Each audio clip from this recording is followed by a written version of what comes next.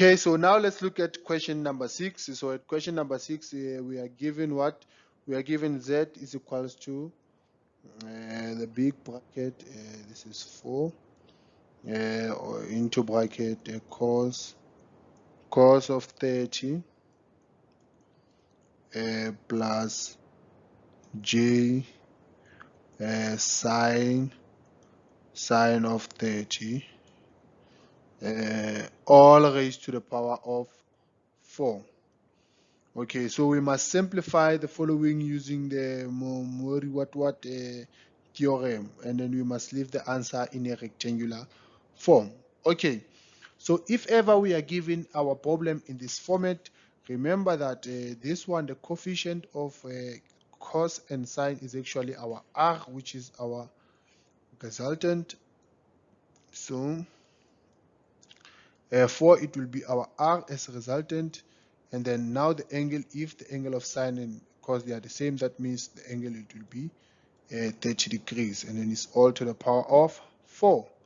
Okay, so when we are here, we'll simply say, okay, if it's, we're gonna say 4 to the power of 4, and then we're gonna say 30 multiplied by 4. So when we simplify, our z is gonna be what?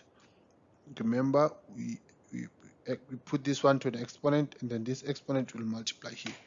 So we say 4 to the power of 4. So 4 to the power of 4 is going to be how much? It's going to be 256. And then here inside the bracket, it will be 30 multiplied by 4. No, for the angle, is going to be 120 degrees. Okay, so this will be a simplified form. But now remember, they said the question said we must leave the answer in a rectangular form. So if we leave the answer in a rectangular form, let me just erase there. What we're gonna do, what we're gonna say, oh, if ever our problem is in polar, so if we want to convert it to rectangular form, so that means it's gonna be r cos of theta plus j r sine of theta. Okay, so the value of r is how much? Is 256, and then the value of theta is 120 plus j 256 sine of 120, and then we just get the z as a converted answer. So it's going to be 256 cos of 120.